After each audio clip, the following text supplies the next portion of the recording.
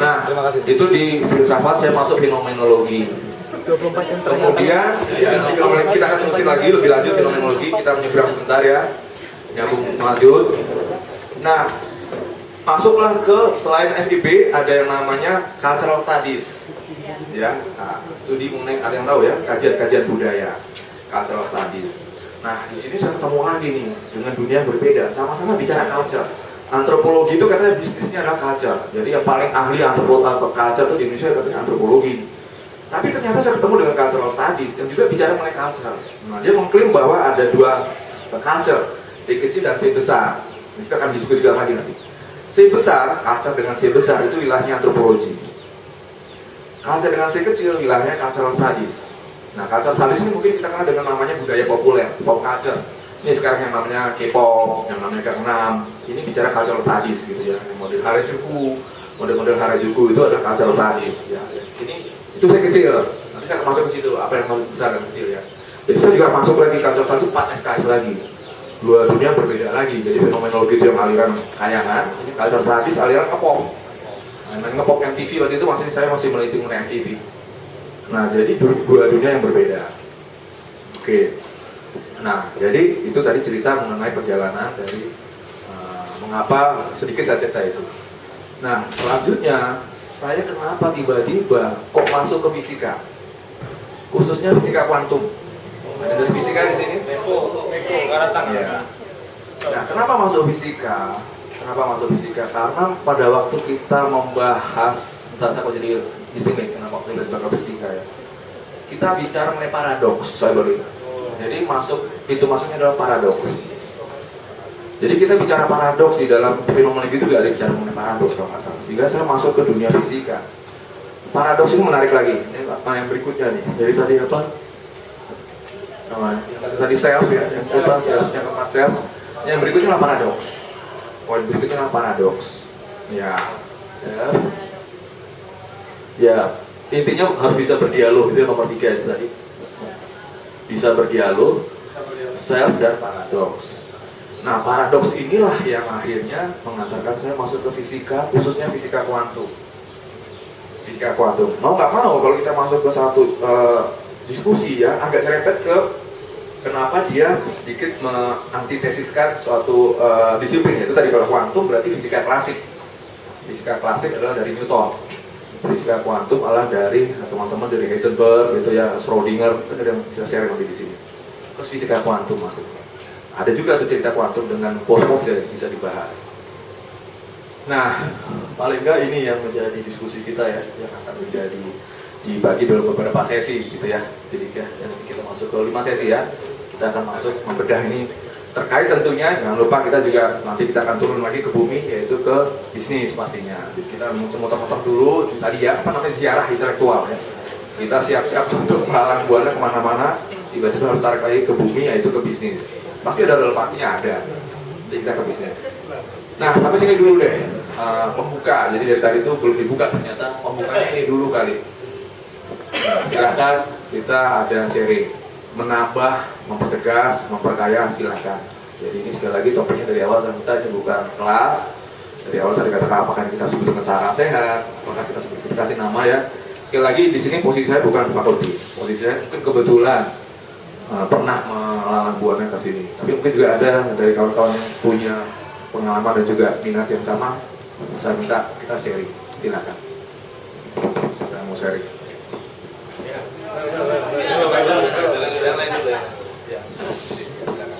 Nah, mungkin tadi yang apa filsafat eksistensialisme kali ya. Nah, mungkin Melo bisa cerita. Nggak bisa lari, Pak. Eksistensialisme.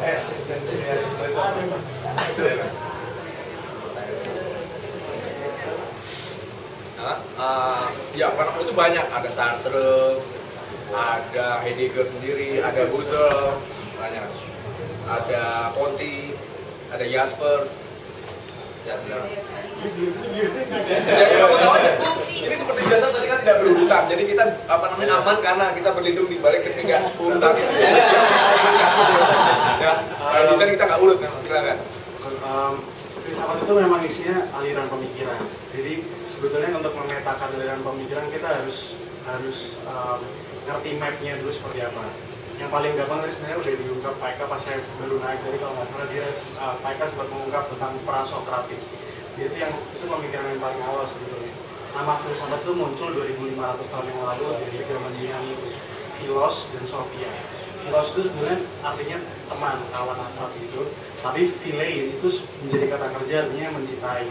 Nah, Sophia itu artinya kebijaksanaan. Jadi kalau dia punya anak nanti mau ngasih nama Sophia itu bagus. Ya Sophie gitu. Dan Sophia itu artinya kebijaksanaan. Jadi filsafat itu muncul dari dua kata itu, Philos dan Sophia. Artinya orang yang mencintai kebijaksanaan. Kebijaksanaan di sini bukan berarti sebuah ilmu sebenarnya, tapi kebijaksanaan itu sebuah gerakan. Artinya ketika orang itu mau meninggalkan zona kemapanan dan dia mencari kebijaksanaan, dan dia sebenarnya sudah berfilsafat. Nah, kebijaksanaan ini gerakan dan ya kurang lebih itu tentang filsafat sendiri. Nah, muncul pertama kali orang itu mempertanyakan sebenarnya jam 2.500 tahun yang lalu di Yunani, mereka bertanya sebenarnya kita ini semua berasal dari mana. Jadi pertanyaan yang paling dasar itu sebenarnya ada apa. Jadi itu masuk nanti ke ontologi sebenarnya, tentang ontos, semua tentang arke, dari mana semua berasal. Yang ada satu filsuf misalnya, nanti setiap orang itu merasa punya jawabannya sendiri-sendiri. Ada yang bilang kita ini berasal dari air, semuanya unsur itu air. Bahkan manusia itu juga 80% air. Sebenarnya kita tuh semua dari air. Nah, kemudian pemikiran Yunani kuno, prasokratik, nanti ada zaman Sokratik juga, Plato, Aristoteles, Sokrates, Sokratik itu dari Sokrates ya, dan lain-lain itu Yunani kuno. Lalu berkembang. Nah, pas berkembang ini dia sebenarnya ada dua mazhab juga, ada yang filsafat timur sama filsafat barat.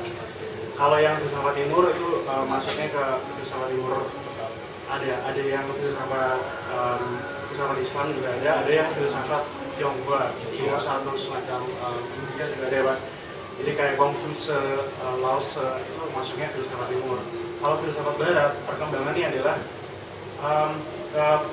filsafat itu agak sebelum habis dari Yunani kuno sebenarnya ada itu macam-macam berkembang, tapi yang mulai terarah lagi, mulai terstruktur itu ke filsafat modern sebenarnya.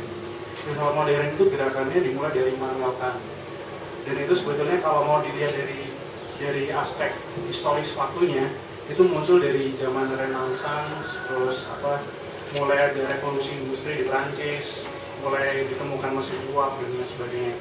Lalu muncullah filsuf-filsuf kayak Karl Marx yang melihat bahwa ini mulai ada kelas atas, kelas bawah dan sebagainya. Dan teman-teman mungkin cukup akrab dengan itu. Lalu orang mulai punya kesadaran secara etika, secara politik. Muncullah filsafat modern, politik, sosial seperti Jean-Jacques Rousseau, terus ada Machiavelli, ada segala macam dari kawan-kawannya itu. Nah, itu filsafat semua masuk filsafat modern. Lalu yang terakhir ini barulah muncul filsafat postmodern. Itu yang sebenarnya postmodern itu konsepnya gini. Post itu sudah, modern itu yaitu yang dimaksud dengan modern itu sebenarnya semua aliran pemikiran yang ada di era modernisme. Konsep besarnya di era modern itu filsuf-filsuf berusaha menemukan sistematika pemikiran yang bisa mencakup semua fenomena yang ada. Gitu.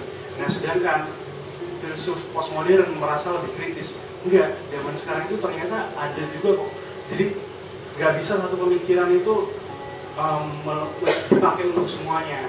Karena ketika kamu memaksakan satu pemikiran dalam konsep, misalnya konsep kelas Karl Marx gitu, nanti pasti ada pemikiran minoritas atau ada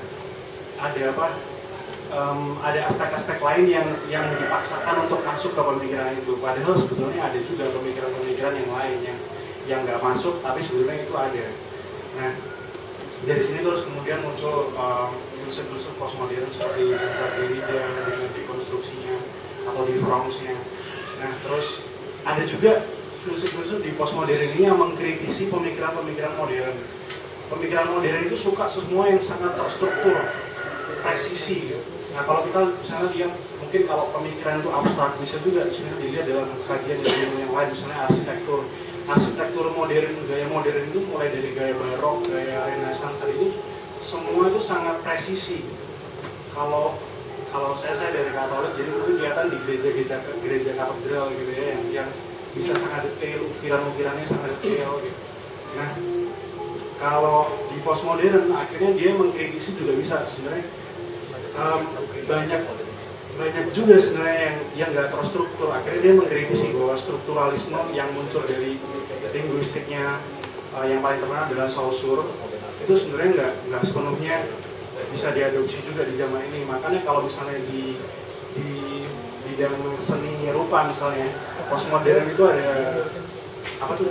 Misalnya gambar jam, terus jamnya agak melengkung dikit. Itu apa ya nama alirannya? Ada sendiri kok. Surrealis kalau nggak salah. Kalau nggak salah ya. Nah itu jadi ya betul. Jadi mereka merasa perlu mengupdate lagi ilmu-ilmu modern. Mereka juga mungkin punya basis dari filsafat yang modern atau yang Yunani kuno, tapi mereka memodify dengan keadaan zaman yang sekarang. Nah, kalau fenomenologi, pertanyaan eksistensialisme itu ada di konsep pemikiran filsafat modern yang ini tentang eksistensialisme, dan yang saya ingat sih yang cukup banyak dibahas waktu itu adalah Heidegger dengan konsep dien tintanya.